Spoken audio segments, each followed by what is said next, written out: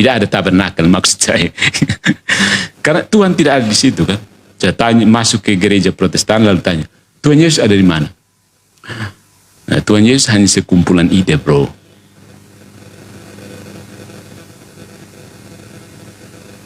Tuhan Yesus tidak ada di Protestan.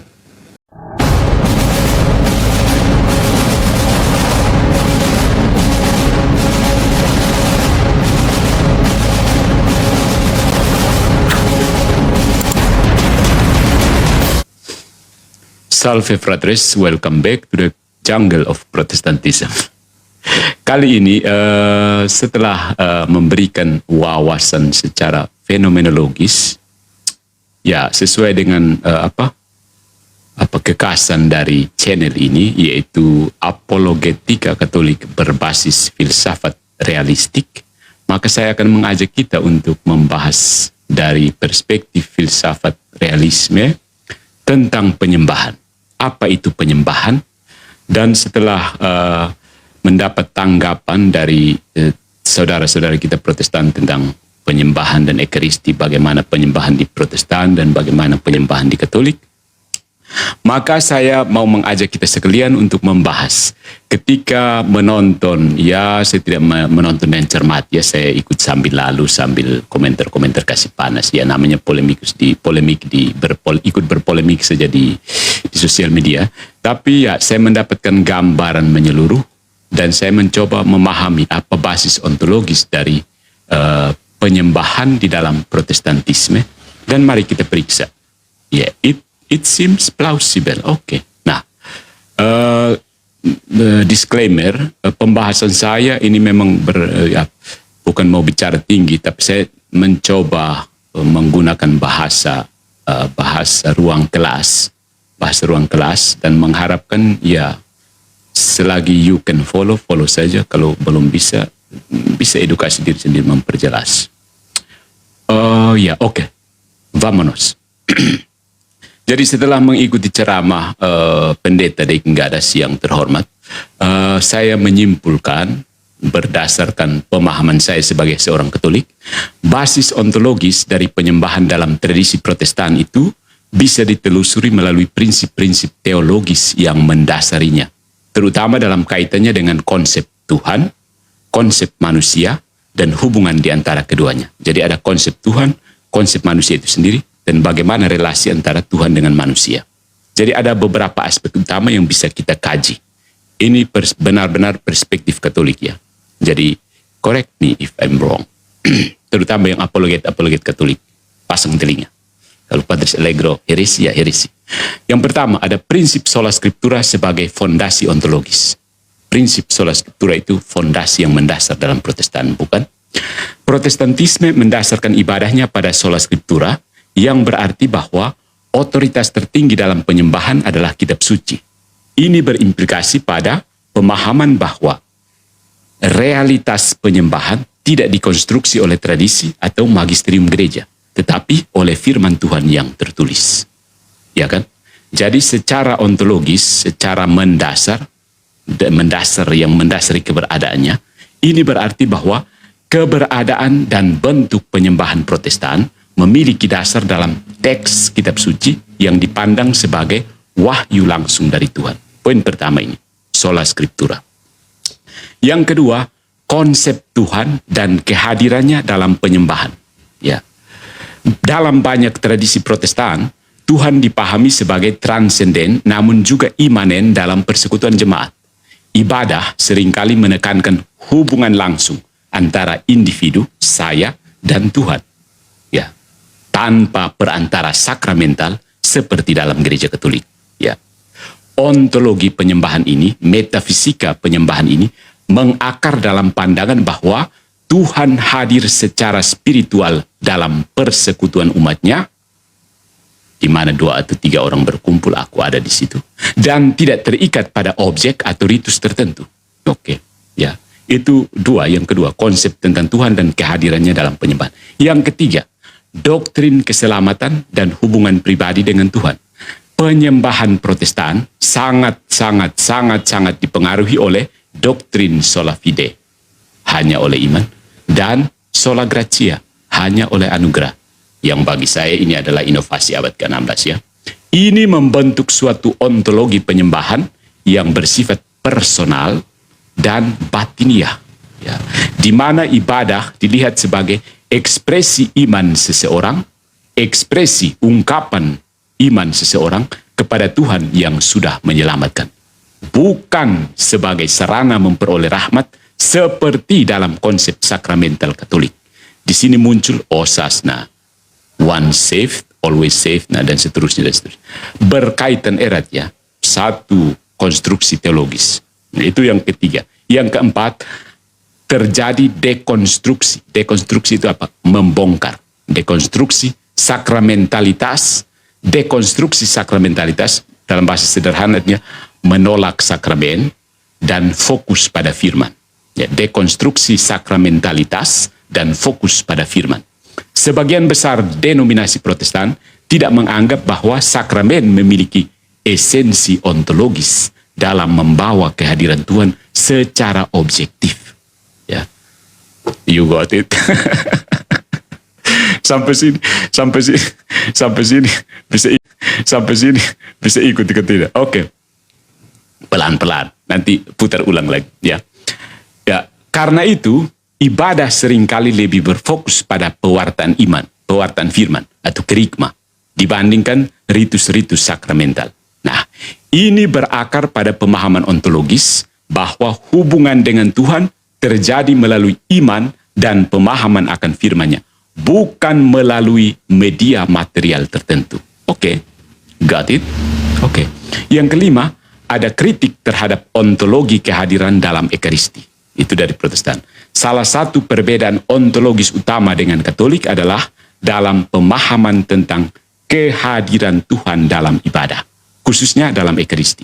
Jadi, Katolik memiliki pemahaman transsubstansiasi, melampaui substansi yang ada. Transsubstansiasi. Di mana roti dan anggur sungguh-sungguh menjadi tubuh dan darah Kristus. Sebaliknya, banyak Protestan memandang perjamuan kudus sebagai tindakan simbolis, ya, tindakan simbolis atau memoria, peringatan, ya, yang berarti bahwa realitas ontologisnya tidak berubah secara substansial. Oke, got it? Nah, kesimpulan dari basis ontologis penyembahan dalam Protestan, secara ontologis, secara mendasar, penyembahan Protestan berakar pada prinsip bahwa Tuhan hadir dalam komunitas yang beriman kepadanya dan menyembahnya dalam roh dan kebenaran. Yohanes bab 4 ayat 24. Hal ini lebih bersifat relasional dan batiniah dibandingkan dengan pendekatan sakramental yang lebih objektif dalam Katolik. Nah, karena itu, penyembahan dalam Protestantisme seringkali lebih bersifat spontan, berbasis firman, dan tidak terikat pada ritus yang memiliki dasar ontologis dalam objek material tertentu. Jadi misalnya kalau, ya mau bilang apa, mereka juga tetap tidak menolak pembaptisan, bukan? Untuk orang Katolik ya, air itu penting. Objek air itu penting. Jadi dengan air kamu dibaptis.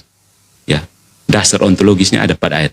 Tapi kalau Protestan ya, menerima pembaptisan lalu menolak Ekaristi, kayaknya bagi saya ini ada inkonsistensi ya. Ada inkonsistensi. Kenapa kamu baptis juga tidak hanya pakai iman saja? Saya dibaptis.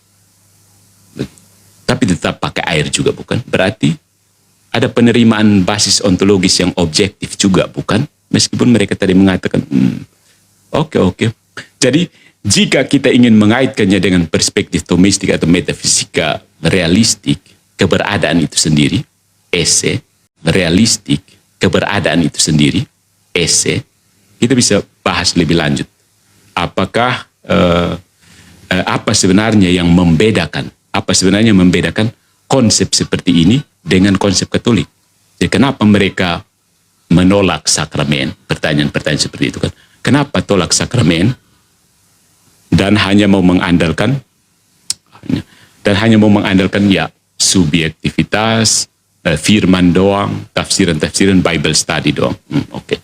Jadi perbedaan seperti ini, perbedaan basis ontologi seperti ini berdampak pada pemahaman tentang keberadaan Tuhan di dalam tindakan penyembahan. Nah, perlu kita ketahui sebagaimana pendapat umum ya, atau bagaimana ya, dan berdasarkan kesaksian sejarah, Protestan itu berbasis nominalisme dan Katolik berbasis skolastik tomistik.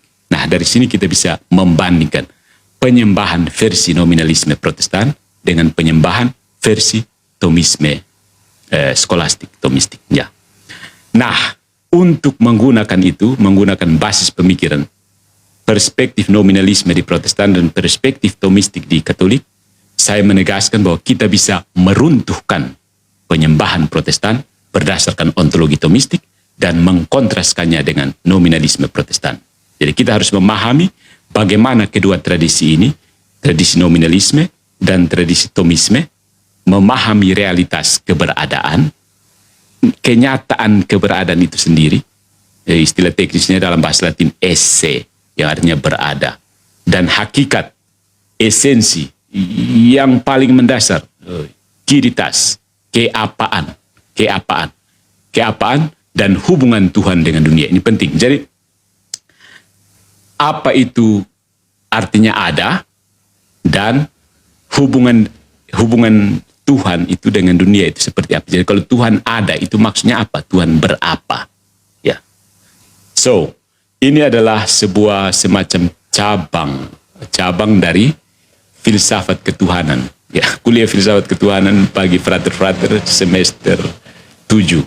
Filsafat ketuhanan. Oke, yang pertama mari kita lihat ontologi tomistik versus nominalisme Protestan.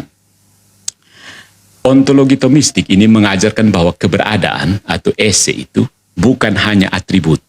Dia bukan sesuatu yang ditempelkan, sesuatu yang seperti baju.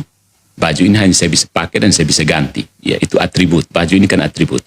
Dari keberadaan, adanya gelas ini bukan sesuatu yang ditempelkan, tapi dia di dalam dirinya sendiri. Ya, dia berada dalam dirinya sendiri. Kecuali mungkin warna kopi yang ditambahkan itu ya.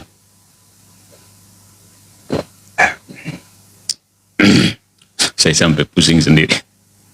Jadi, keberadaan itu bukan hanya atribut, tetapi tindakan fundamental, tindakan dasar yang membuat sesuatu itu berada. Istilah teknisnya actus essendi. Tindakan untuk berada, kegiatan berada. Ya, kegiatan berada, actus essendi dalam bahasa Latin. Dalam penyembahan, dalam kegiatan penyembahan, saudara-saudariku, hal ini berarti bahwa Tuhan menghadirkan dirinya secara objektif melalui cara-cara yang telah ditetapkannya, termasuk dalam sakramen. Jadi Tuhan menghadirkan dirinya sendiri secara objektif, bukan melalui pikiran orang-orang, pemahaman orang-orang, melalui iman seseorang. Tidak. Dia secara objektif hadir melalui cara-cara yang dia tetapkan sendiri, termasuk dalam sakramen. Sebaliknya, nominalisme yang sangat mempengaruhi Protestantisme menolak universalitas dalam realitas, artinya keseluruhan dalam realitas itu, dan lebih menekankan pada kehendak Tuhan yang sewenang-wenang. Maksudnya, Tuhan mau apa ya dia mau seperti itu. Seperti Calvin contohnya. Tuhan mau kasih masuk kamu ke neraka ya dia mau seperti itu. Tidak ada yang bisa membatasi kehendak Tuhan, bukan. Tuhan mau kasih masuk kamu ke surga, suka-suka dia. Tuhan tidak mau ada purgatori ya, suka-suka Tuhan tidak mau ada purgatori. Itu Tuhan atau Protestan yang tidak mau. Begitu. Jadi menolak universalitas dan menekankan pada kehendak Tuhan yang sewenang-wenang. Namanya voluntarisme. Voluntarisme ini berakar pada William Ockham ya. Voluntarisme maksudnya voluntas, dari kata bahasa Latin voluntas. Voluntas artinya kehendak. Volere artinya mau. Jadi kalau Tuhan mau, ya jadi. Begitu. Maksudnya seperti ini, lebih tidak ada yang objektif, tapi tergantung dari kemauan Tuhan. Maksudnya kalau Tuhan kebohongan itu salah, bukan karena kebohongan itu memang dalam dirinya sendiri salah, tapi karena Tuhan mengatakan bahwa jangan bohong. Begitu. Nah, pemahaman ini tambah-tambah. Pemahaman ini yang muncul dalam Protestan ketika mereka melarang orang Katolik jangan pakai patung. mereka sendiri tidak tahu apakah patung dalam diri sendiri patung itu buruk. Bukan, mereka bukan karena patungnya buruk, tapi karena Tuhan mengatakan bahwa, ini namanya voluntarisme. Ya kan? Jadi teman-teman Protestan yang mencoba mengatakan bahwa kamu itu menyembah patung, padahal Tuhan mengatakan tidak boleh menyembah patung. Mereka hanya percaya bahwa karena Tuhan mengatakan begitu, maka itu pasti salah. Jadi tidak ada objektif bahwa patung itu dalam dirinya sendiri memang salah. Tidak ada kan? Ya. Itu aspek Tuhan bertindak sewenang-wenang. Macam tidak ada kriteria objektif. Pokoknya kalau Tuhan mau ya jadi. Kalau Tuhan tidak mau ya tidak. Kalau Tuhan mau berarti benar. Tuhan tidak mau berarti salah. Kalau Tuhan mau berarti baik. Kalau Tuhan tidak mau berarti buruk. Hanya seperti itu. Mau.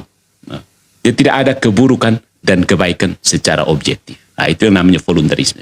Nah, ini berakibat pada pemahaman bahwa kehadiran Tuhan dalam penyembahan adalah sesuatu yang lebih subjektif dan tidak mengakar dalam realitas metafisik atau ontologis.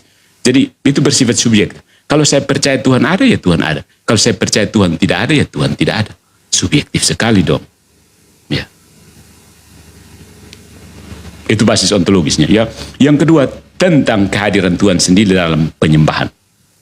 Di sini kita dihadapkan pada realisme versus simbolisme. Realisme itu dianut oleh Katolik, simbolisme dianut oleh Protestan, Luther dan kawan-kawan yang semakin ke sini semakin ke sana. Dalam ajaran Katolik Thomistik lebih khusus, sakramen bukan sekedar tanda. Dia bukan tanda doang. Seperti pembaptisan itu bukan hanya sekedar tanda kasih kau dan air lalu kasih tanda begitu saja. Tidak. Bukan cuma signum kalau dalam bahasa Latin. Dari situ kita punya kata sinyal dan seterusnya. Jadi bukan sekedar tanda, tetapi juga punya realitas yang dihadirkan. Res, punya res. Bukan signum saja, tapi res juga ada. Jadi tindakan menuangkan air ke kepala seseorang itu bukan hanya simbolik, bukan hanya tanda, tapi dia menghadirkan sesuatu di situ. Metafisika sih. Kesulitannya. Oke. Harusnya dalam bentuk diskusi baru bisa. Misalnya, dalam Ekaristi, substansi roti dan anggur sungguh berubah menjadi tubuh dan darah Kristus. Yang namanya transubstansiasi. Nah, metafisika Thomistik ini memungkinkan kita untuk paham, untuk mengerti bahwa tindakan penyembahan yang benar melibatkan partisipasi, mengambil bagian dalam realitas objektif kehadiran Tuhan. Jadi Tuhan ada secara objektif, bukan tergantung dari subjek-subjek, dan ada kemungkinan kita mengambil bagian dalam kehadiran yang objektif itu. Nyata, begitu. Ya, benar-benar nyata. Seperti orang Katolik makan dan minum tubuh dan darah Kristus. Itu benar-benar makan dan minum tubuh dan darah Kristus. Bukan cuma tanda, bukan signum, ya. Bukan ritual kosong sebagaimana yang teriak-teriakan orang-orang dari yang melihat dari luar. Karena mereka hanya melihat secara fenomenologis, bukan penglihatan secara ontologis. Nah, situlah yang membedakan. Karena Tuhan itu basis ontologis. Tuhan tidak bisa diketahui dari fenomena saja. Tuhan itu punya dasar keberadaan objektif. Nah, sebaliknya, untuk lebih menegaskan ini, dalam banyak tradisi Protestan, perjamuan kudus hanyalah simbol atau peringatan, bukan realitas ontologis yang diubah. Ya, ini sesuai dengan nominalisme mereka yang menolak bahwa ada hakikat atau yang namanya quiditas, keapaan. Ada keapaan yang bisa diubah. Ya, karena menurut mereka semua kategori itu hanyalah nomina, nama, sebutan. Makanya dari situ muncul nominalisme kan, yang diberikan oleh manusia, bukan sesuatu yang memiliki realitas objektif. Jadi menurut mereka paus itu tidak ada. Itu contoh, tidak ada paus. Yang ada itu sebutan terhadap Petrus yang diberikan oleh orang Katolik supaya mengklaim realitas bahwa dia pemimpin gereja. Jadi realitas objektif menurut mereka, realitas objektif paus tidak ada. Itu hanya sebutan saja kepada Petrus. Dan demikian mereka mengatakan orang Katolik mengklaim dengan menyebut Petrus sebagai paus. Jadi menurut mereka tidak ada kepausan secara objektif. Tapi orang Katolik menegaskan ada satu otoritas yang memimpin, satu ketua itu ada. Entah mau disebut dia ketua atau bukan ketua, ada tetap seseorang yang menjadi ketua. Maksudnya begitu. Karena nomina kan, semua kategori itu hanyalah nama, nomina yang diberikan oleh manusia, bukan sesuatu yang memiliki realitas objektif. Jadi mereka melihat tubuh roti dan anggur itu kemudian hanya memberikan kategori bahwa itu tubuh dan darah Kristus. Itu hanya nama saja. Tidak ada objektif bahwa itu bukan tubuh dan darah Kristus. Itu hanya sebutan, disebut tubuh dan darah Kristus. Maknanya begitu. Resnya darah Kristus. Maknanya begitu. Resnya bukan tubuh dan darah Kristus. Hanya nomina saja. Resnya tetap roti dan anggur. Kemudian disebut. Karena itu disebut simbol atau apalah. Tidak ada real presence. Yang ada hanya kosubstansial dan apalagi simbolisme. Ya. Nah, yang ketiga, penyembahan sejati itu sebagai partisipasi dalam Tuhan versus hubungan subjektif. Jadi, penyembahan yang sejati bagi orang Katolik itu partisipasi, ambil bagian dalam Tuhan. Sementara bagi Protestan itu hubungan subjektif. Better than lu, begitu. Pacaran, macam orang pacaran. Orang pacaran itu kan masih dilarang untuk kawin kan. Tidak boleh maksudnya. Jadi hanya perasaan-perasaan yang dilantunkan, tapi fisik belum bisa bertemu. Minimal itu moral tradisional seperti itu. Ya, you hanya bisa menyampaikan kata-kata cinta, saling berbalas pantun cinta, tapi penyerahan diri seutuhnya belum bisa. Penyerahan diri seutuhnya bisa dalam perkawinan, bukan moral tradisional Kristiani seperti itu. Jadi kalau hubungannya hanya subjektif dan tidak ada yang objektif, tidak ada yang objektif yang mau diserahkan, apa yang terjadi? Pacaran doang. Saya kan sudah pernah menyampaikan proposisi bahwa Protestan itu hanya mau pacaran dan Tuhan Yesus, ya. Tidak mau, mereka mau menghindarkan diri dari tanggung jawab perkawinan. Soal perkawinan kita bahas lagi dalam pertemuan berikutnya tentang hubungan Tuhan dan manusia itu adalah hubungan perkawinan. Kata-kata saya ini bisa disalahpahami terutama oleh polemikus-polemikus yang selama ini berpikir seputar perkawinan di surga. Oke, you know what I mean. Oke.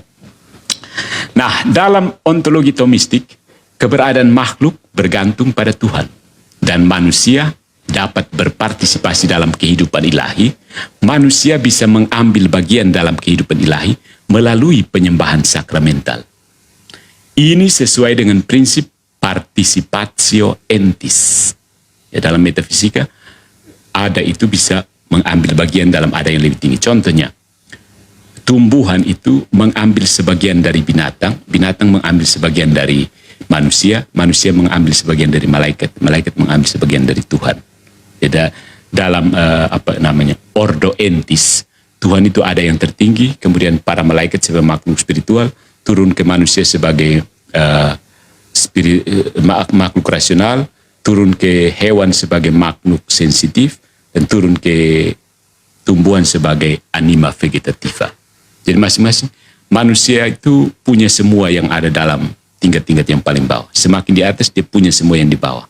Yang semakin di bawah dia kurang sebagian dari yang atas. Bisa paham? Mungkin nanti saya kasih diagramnya. Tuhan kurang menjadi malaikat, tapi kalau bahas ini bisa disalahpahami. Hati-hati. Oke. Jadi ada prinsip participatio entis, di mana makhluk memperoleh keberadaannya dari Tuhan dan dapat semakin disempurnakan dalam penyatuan dengan Dia melalui sakramen. Karena itu sakramen itu sebenarnya menguduskan kita. Sakramen itu sebenarnya purgatorium di bumi ini. Nanti setelah tubuh terpisah dari jiwa, tubuh sudah hancur, maka sakramen yang harusnya melibatkan jiwa dan raga tidak terjadi lagi. Yang terjadi itu hanya purgatorium, begitu. Purgatorium terus. Nah, itu yang namanya purgatorium, sakramen yang terus berlanjut. Partisipasi itu. Karena kita masih kurang, tidak ada yang najis pun yang bisa masuk di dalamnya. Maka tetap harus purgatorium terus. Sakramen harus berlangsung terus. Kita harus berpartisipasi aktif terus. Tapi posisi kita, baruhan jiwa karena sudah terpisah dari badan. Makanya kekuatan untuk partisipasi ini datangnya dari saudara-saudari kita yang masih di bumi dan saudara-saudari kita yang sudah di surga. Itu yang namanya persekutuan para kudus. Begitu. Makanya ada indulgensi. Indulgensi itu yang gereja punya di surga dan gereja di bumi. Imbasnya ke mereka yang ada di api penyucian kan. Kan satu tubuh. satu tubuh Kristus. Kalau telunjuk sakit, ya semua rasa sakit kan. Oh, telunjuk kau sakit-sakit, saya enjoy. Tidak ada begitu.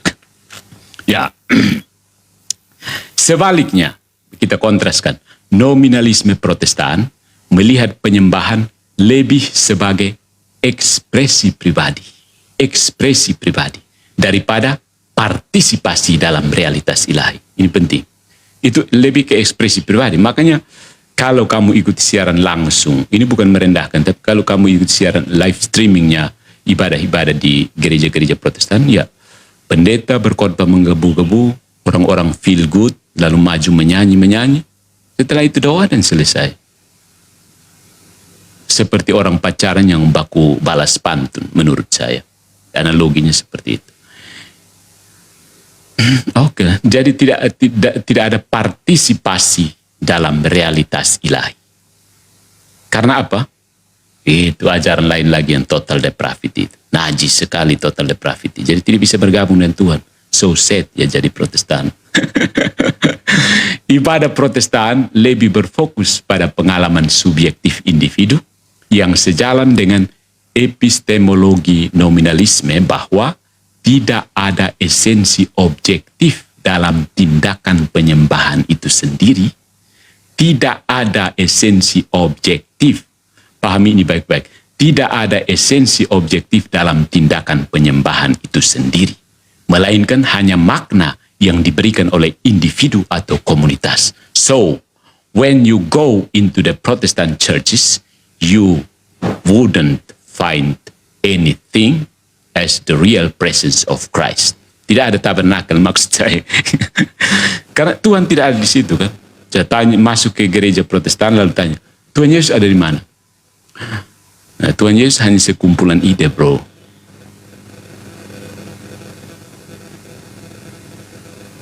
Tuhan Yesus tidak ada di Protestan. Iya kan? Tuhan Yesus itu ada di halusinasi mereka. Halusinasi ini lebih kata untuk merendahkan. Tapi ya, mereka hanya berhalusinasi bahwa Tuhan ada di dalam gereja mereka, bukan? Kalau saya masuk dan tanya, Tuhannya ada di mana? We don't know. Pokoknya kami yakin saja bahwa dia ada. Ya kan? Sebaliknya, kalau kau masuk di gereja Katolik dan tanya kepada orang Katolik yang tahu, katanya dia yang tidak pernah belajar di sama sih. Karena liturgi dalam gereja Katolik itu terbagi dari dua bagian, liturgi Sabda dan liturgi Ekaristi. Maka ketika bertanya, Tuhan Yesus ada di mana?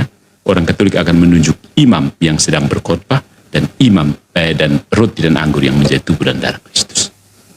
Res, bukan nomina, bukan sebutan, itu res, fakta, nyata. Ya. Nah, akibat dari dua macam basis pemikiran ini, nominalisme versus realisme, ada terjadi kehilangan objektivitas dan kesakralan dalam penyembahan. Ya, itu memang terjadi. Objektivitas tidak ada dan kesakralan dalam penyembahan juga tidak ada. Karena Protestantisme yang dipengaruhi nominalisme ini menolak realitas ontologis dalam sakramen, maka penyembahan mereka kehilangan dimensi objektif dan hanya menjadi ekspresi iman subjektif, ya kan? Ini bertentangan dengan prinsip Thomistik bahwa penyembahan harus mencerminkan realitas ontologis, realitas metafisik dari Tuhan yang hadir dan bertindak di dalam dunia.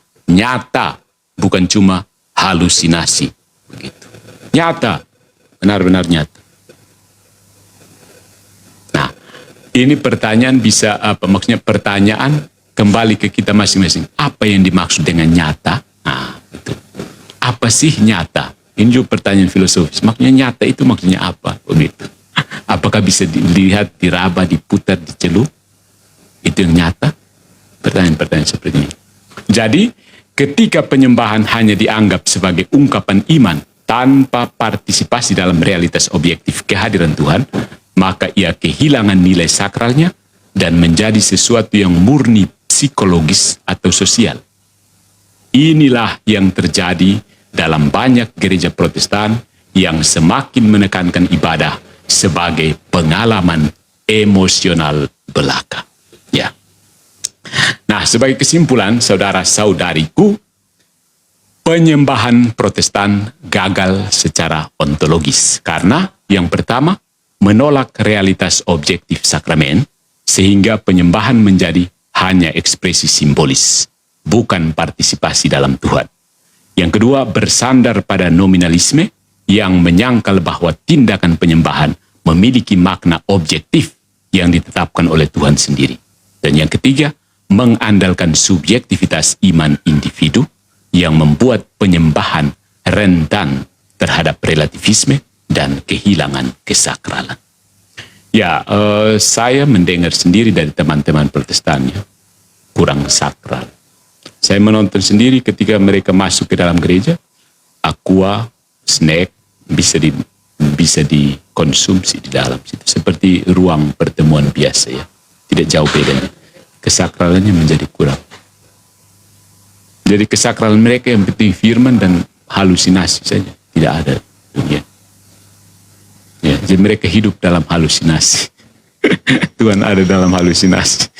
Jadi dari perspektif Thomistik, sekali lagi saya tekankan, perspektif Thomistik pasti ada ada kekurangan-kekurangannya. Penyembahan sejati haruslah berakal dalam realitas ontologis Tuhan yang hadir secara objektif. Bukan sekedar konstruksi subjektif manusia. Maksudnya penyembahan yang benar itu benar-benar menyembah Tuhan yang ada. Bukan tergantung dari iman seseorang. Itu bukan menyembah Tuhan lagi, itu kita menyembah diri kita sendiri. Nah, dengan demikian pertanyaannya seperti ini, saudaraku. Apa yang sebenarnya disembah saudara-saudari kita terpisah? Apa yang disembah di situ? Apa sih? Begitu. Jadi kita telah melihat basis filosofis antara nominalisme Protestan dan realisme Katolik. Ya. Nah, dengan menelaah penyembahan Protestan dari perspektif ontologi Thomistik, kita bisa bertanya secara mendasar. Pertanyaannya menyelam ke bawah betul-betul ke akarnya. Apa sebenarnya yang disembah oleh Protestan? Pertanyaan berat atau ringan ini. Apa sebenarnya yang disembah oleh Protestan? Apa maksudnya? Apa yang kamu sembah? Nyanyi-nyanyi, tepuk tangan, lalu satu orang khotbah di situ. Apa sih yang disembah di situ? Pasti pertanyaan orang skeptis kan begitu. Untuk menjawab pertanyaan ini saudara-saudari, kita perlu memahami konsep Tuhan. Tuhan itu apa?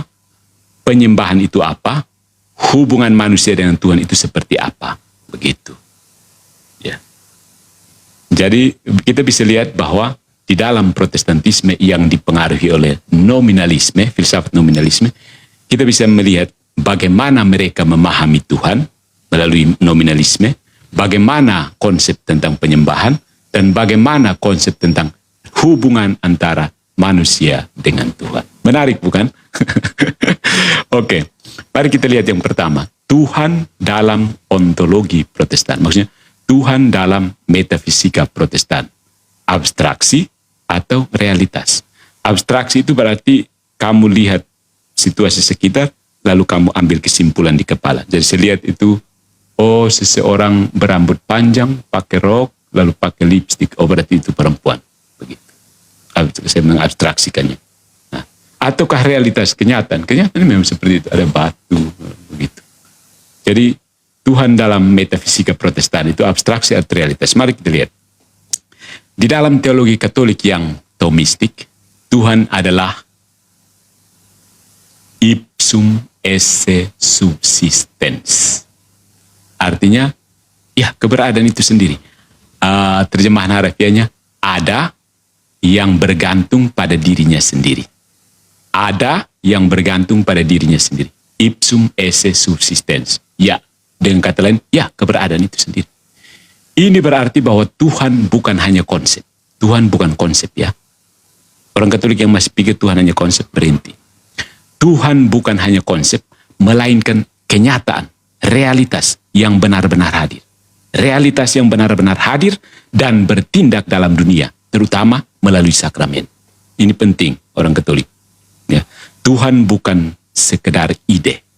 Tuhan adalah realitas yang benar-benar ada dan bertindak dalam dunia, terutama dalam sakramen, yaitu tubuh mistiknya, gereja. Sebaliknya, wah keren ini. Dalam teologi Protestan yang dipengaruhi nominalisme, Tuhan lebih sering dipahami sebagai kehendak murni, voluntas pura. Maksudnya Tuhan seperti apa ya? Kemauan sih, kebaikan tertinggi. Maksudnya begitu sih. Jadi dia mau sesuatu berarti baik. Dia tidak mau sesuatu itu berarti tidak baik. Dia mau kamu selamat berarti itu baik. Dia mau kamu tidak selamat itu juga baik untuk dia. Karena dia adalah kebaikan tertinggi. Jadi dia mau bilang, jangan buat patung dengan cara apapun. Artinya jangan buat patung dengan cara apapun karena itu buruk. Begitu. Voluntas pura, bukan sebagai actus essendi. Tindakan yang memberikan keberadaan. Jadi konsep dari voluntarisme itu bahwa Tuhan hanya gagasan yang berupa kebaikan tertinggi. Seperti prinsip moralitas tertinggi. Prinsip saja. Sehingga manusia berjuang untuk ikut kehendaknya. Begitu. Tapi beda dengan prinsip realisme, Tuhan itu adalah tindakan keberadaan itu sendiri. Menjadikan segala sesuatu ada. Memberikan keberadaan. Termasuk keberadaan kepada manusia. Nah, akibatnya Tuhan dalam Protestantisme sering dipandang sebagai sesuatu yang terlalu jauh. Ya, terlalu jauh. Ya, bahkan Bunda Maria tidak bisa bergabung di situ. Ya. Deus absconditus. Ada beberapa teolog Protestan itu yang berjuang mati-matian untuk mempertahankan ketidak terjangkauan Tuhan, transcendentis Tuhan. Kayaknya Karl Barth salah satu contohnya. Correct me if I'm wrong. Ada seseorang yang berdebat dengan Erik Psiwara. Erik Psiwara dari posisi Katolik dan Karl Barth. Siapa di sini yang tahu kah? Erik Psiwara dengan satunya lagi Protestan. Itu mereka memperdebatkan soal analogia entis. Persoalan tentang Deus absconditus ya. Jadi bagi Protestan itu Tuhan sesuatu yang lebih jauh, yang hadir secara subjektif dalam hati orang percaya, tetapi tidak secara objektif dalam realitas sakramental. Tidak. Jika Tuhan tidak hadir secara ontologis dalam tindakan penyembahan, seperti dalam Ekaristi, maka muncul pertanyaan. Apakah mereka benar-benar menyembah Tuhan yang hadir secara nyata, atau hanya gagasan mereka tentang Tuhan? Ya kan? Ketika berkumpul di hari Minggu itu, mereka menyembah Tuhan yang benar-benar hadir secara nyata, atau mereka menyembah apa yang mereka pikirkan tentang Tuhan. Ada Bible study di situ, ada nyanyian-nyanyian di situ. Jadi apa yang mereka pikirkan tentang Tuhannya? Bahaya nih. Ya. Jadi Tuhan itu realitas atau abstraksi. Yang kedua, penyembahan sebagai refleksi diri. Menyembah Tuhan atau menyembah pengalaman. Ya. Dalam penyembahan Katolik, liturgi adalah partisipasi dalam misteri ilahi yang objektif. Jadi kata kunci di sini partisipasi ya. Protestan tidak ada kata kunci ini. Filsafat nominalisme tidak memungkinkan adanya partisipasi metafisik. Ya, itu harus diterima dengan besar hati. Bukan sekedar ekspresi manusia. Liturgi itu bukan sekedar ungkapan iman, bukan. Ya. Penyembahan Protestan sebaliknya lebih cenderung menjadi pengalaman subjektif. Ini terlihat dari fokus pada khotbah dan pengalaman pribadi, bukan kehadiran Tuhan secara objektif dalam sakramen. Musik dan atmosfer yang membangkitkan emosi sebagai bentuk pengalaman akan Tuhan. Saya lihat di KKR itu kan pakai asap buatan itu kah? Kalau orang Katolik pakai dupa yang harum mewangi, mereka pakai langsung gas asap. Asap menyala, terbakar semua panggung itu dengan asap-asap. Musik dan atmosfer yang membangkitkan emosi sebagai bentuk pengalaman akan Tuhan. Minimnya struktur liturgis yang mengarahkan umat kepada sesuatu di luar diri mereka sendiri. Minim struktur liturgis, maka orang harus berjibaku untuk menentukan sesuatu yang dia mau sendiri. Dengan demikian, banyak penyembahan Protestan berisiko menjadi penyembahan terhadap pengalaman religius itu sendiri. Orang merasa dikuatkan atau disentuh dalam ibadah, tetapi jika pengalaman ini adalah satu-satunya tolok ukur kehadiran Tuhan, maka yang disembah bukan Tuhan, melainkan perasaan pribadi tentang Tuhan. Dua hal yang berbeda sekali. Begitu ya. Jadi, dan yang ketiga, tanpa kehadiran sakramental, apa yang disembah? Tanpa kehadiran sakramental, apa yang kamu sembah? Jika kita menerima bahwa dalam Ekaristi Katolik, Kristus hadir secara nyata dan substansial, maka dalam ibadah Protestan yang menolak transubstansiasi, kehadiran Tuhan hanyalah simbolik atau psikologis. Ini berarti bahwa Protestan menyembah sebuah konsep Tuhan yang tidak hadir secara objektif, sebuah pengalaman subjektif yang seringkali bergantung pada emosi, sebuah interpretasi tafsiran kitab suci tanpa jaminan kehadiran ontologis Tuhan. Where is God in your church? Where is God in your church? Show me, please. Begitu. Jadi dengan kata lain, jika penyembahan tidak memiliki dasar ontologis dalam kehadiran Tuhan yang objektif, maka ada kemungkinan bahwa yang disembah bukanlah Tuhan yang sungguh hadir, tetapi konstruksi mental tentang Tuhan. Jadi penyembahan Protestan sebagai nominalisme praktis. Ini apa konsekuensi dari filsafat yang dirangkul oleh Luther dan kawan-kawan. Dalam tradisi Thomistik, penyembahan sejati harus berakar dalam realitas Tuhan yang benar-benar hadir. Namun karena Protestantisme menolak transubstansiasi dan memahami penyembahan lebih sebagai ekspresi iman pribadi, maka yang mereka sembah seringkali bukan Tuhan yang hadir secara nyata, melainkan pengalaman subjektif mereka tentang Tuhan.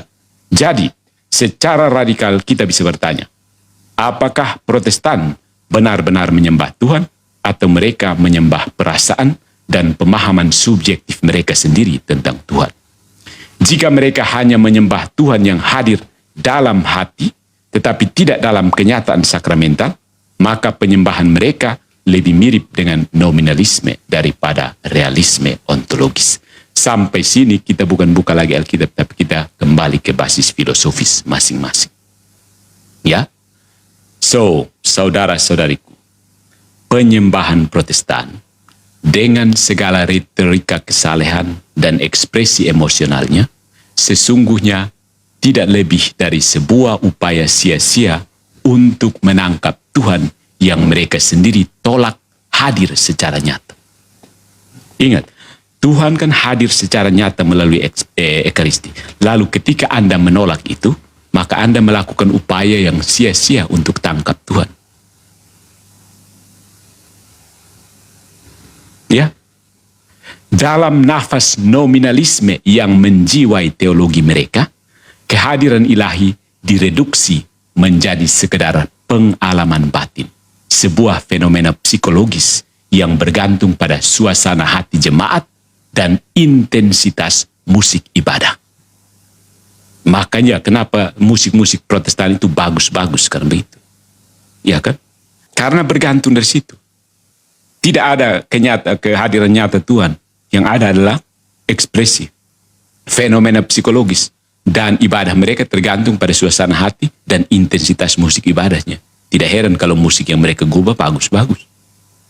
So, saya minta dan hormat berhenti mengajar dan buat lagu saja. Supaya kita nyanyi sama-sama kan. Intens. Mereka berseru kepada Tuhan, namun hanya menemukan gema dari subjektivitas mereka sendiri. Ya. Ketika sakramen dipandang sekedar simbol dan liturgi dibuang demi spontanitas, maka ibadah kehilangan landasan ontologisnya. Struktur realitasnya itu hancur.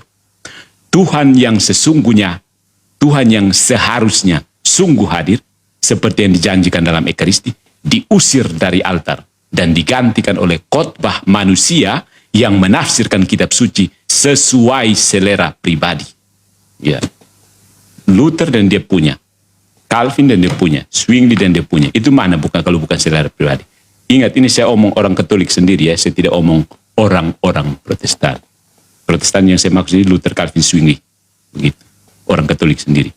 Jadi yang Protestan yang teman saudara terpisah yang sini jangan terlalu ini. Yang dibahas di sini memang orang Katolik yang heretik loh.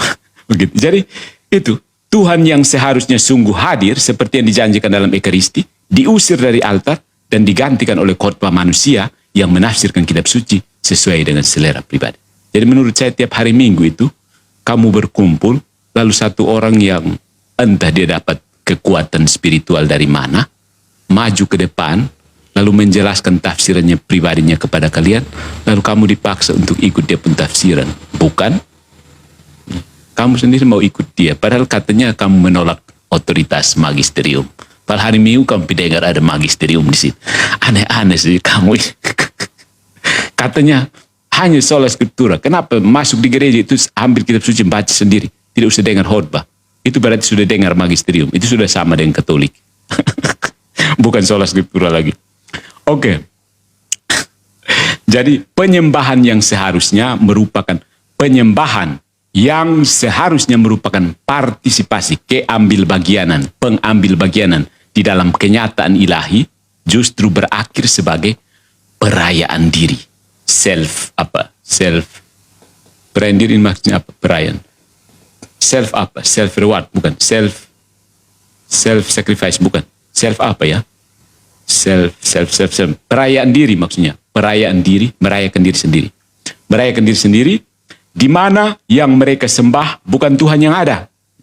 Self celebration. Thank you. Yang mereka sembah bukan Tuhan yang ada, melainkan gagasan tentang Tuhan yang mereka ciptakan sendiri.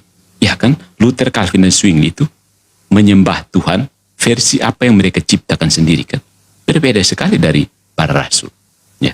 Jika penyembahan sejati adalah yang diperintahkan Tuhan, yakni liturgi sakramental, di mana kehadirannya dijamin secara objektif, maka penyembahan Protestan bukanlah penyembahan yang dikehendaki Tuhan. Alih-alih memberi diri dalam penyembahan sejati, mereka lebih memilih menyembah sensasi, suara-suara bising, dan interpretasi atau tafsiran yang berubah-ubah. Seperti orang yang haus tetapi menolak air. Mereka berbicara tentang Tuhan tetapi menolak cara yang telah Tuhan tetapkan untuk hadir di tengah umatnya, yaitu sakramen dan ekaristi. Self gratification, seperti itu. Self purification. Oke. Ada mungkin saya tekankan yang tadi voluntas pura ya, konsep voluntas pura dengan esse ipsum subsistens. Gagasan ini dari metafisika ketuhanan atau konsep mata kuliah, kalau di frater-frater itu namanya mata kuliah filsafat ketuhanan. Tuhan itu bisa dipandang sebagai voluntas pura oleh William Ockham, John Duns Scotus, sementara Tuhan itu ipsum esse subsistens oleh Thomas Aquinas. Jadi voluntas pura itu kehendak murni, ipsum esse subsistens itu keberadaan murni yang bergantung dari dirinya sendiri. Jadi voluntas pura itu menekankan bahwa Tuhan terutama adalah kehendak yang bebas, yaitu kehendak yang bebas. Bukan keberadaan yang bebas, kehendak yang bebas. Kehendak Tuhan tidak terikat pada akal atau esensi tertentu, sehingga Tuhan dapat menentukan sesuatu sebagai baik hanya karena dia menghendakinya. Jadi kalau Tuhan mau, berarti itu baik. Kalau Tuhan tidak mau, berarti buruk. Jadi tidak ada yang objektif. Nah, pandangan ini ditemukan dalam voluntarisme yang berkembang terutama dalam filsafat skolastik akhir. Pendukungnya itu William dari Ockham, John Duns Scotus, dan beberapa aspek aliran filsafat nominalis. Kemudian ipsum esse subsistens artinya keberadaan murni yang bergantung dari dirinya sendiri, subsistens. Ini menegaskan bahwa Tuhan adalah keberadaan itu sendiri, being itself, yang tidak hanya punya kehendak, tetapi juga bertindak sesuai dengan kebaikan dan kebijaksanaannya. Tuhan tidak berubah dan segala sesuatu yang dikehendaki Tuhan selalu sejalan dengan esensinya sebagai kebaikan tertinggi. Jadi ada kebaikan yang objektif dan kehendak Tuhan selalu sejalan dengan kebaikan itu. Nah, pendekatan ini lebih metafisik dan menghubungkan Tuhan dengan aktus keberadaan yang murni, aktus purus. Dia sebagai, pokoknya ada yang ultim, ada yang murni. Ada. Yahweh kan, aku adalah yang ada. YHWH, Yod-Heh-Vav-He. Filsuf yang mendukung ipsum esse subsistens itu Thomas Aquinas, Aristoteles dalam interpretasi skolastik, Plotinus juga, dia seorang neoplatonis dalam aspek metafisikanya tentang yang esa. Nah, perbedaannya itu terletak pada apakah kehendak Tuhan itu sepenuhnya bebas tanpa terikat kebijaksanaannya, itu voluntas pura, atau justru selalu sesuai dengan esensi keberadaannya sebagai kebaikan tertinggi, ipsum esse subsistens. Nah, dalam dialog-dialog dengan Kristen-Kristen lainnya, Katolik dan Protestan pada umumnya, kita akan kembali ke sini karena kita ingat bahwa ketika gereja mau mendasarkan pemikirannya pada Aristotelian, karena ya pemikiran perkembangan zaman, mendasarkan teologinya pada Aristotelian, Luther menolak. Si profesor teologi ini menolak dengan menyampaikan tesis 97 dalil, disputasi melawan teologi skolastik. Luther sebenarnya mempertahankan bahwa Neoplatonisme dan Platonik yang digunakan oleh bapak-bapak gereja awal itu yang tetap dipertahankan. Akibatnya, Protestantisme sebenarnya jatuh kembali kepada Platonik. Pemisahan tegas, dualisme Platonik, pemisahan tegas antara jiwa dan badan. Makanya ketika berhubungan dengan Tuhan, ini juga dipengaruhi dengan Manikeisme, ketika berhubungan dengan Tuhan, mereka anggap yang ini semua itu rendahan sekali. Tuhan itu hanya rohani, jadi mereka hanya menyembah dalam roh dan kebenaran. Jadi pakaian ke situ juga tidak perlu, masuk ke situ tidak pakai bibir merah juga tidak apa-apa. Aneh. Ya. Karena dianggap yang material itu sesuatu yang buruk, dan dianggap Tuhan itu sesuatu yang rohani-rohani saja. Jadi yang penting iman. Tuhan tidak melihat baju kamu, Tuhan melihat hati. Jadi rohani-rohani spiritual, berbahaya sekali. Dan ajakan untuk selalu kembali ke kemurnian, pada tingkatan yang paling ekstrem, bahkan bisa menolak inkarnasi. Karena inkarnasi itu menjadikan Tuhan tidak murni kan? Tuhan menjadi manusia, berarti tidak murni Tuhan lagi. Jadi, ketika kita memeriksa asumsi-asumsi saudara-saudara terpisah kita, kebanyakan itu sampai pada tingkat penolakan inkarnasi. Kalau kita ajak mereka untuk berdiskusi terus tentang penolakan mereka terhadap Maria, itu sebenarnya ada implikasi penolakan terhadap inkarnasi. Saudaraku yang terkasih. Begitulah mengapa Protestantisme itu sangat berbahaya. Bukan orang Protestannya, Protestantisme. Dan Protestantisme menurut saya pribadi telah merusak banyak orang Kristen.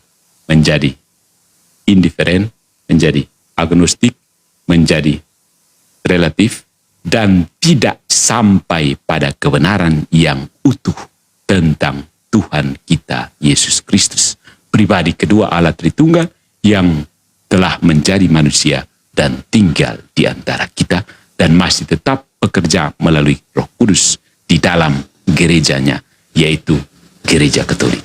Dengan kepalanya sekarang Paus Fransiskus.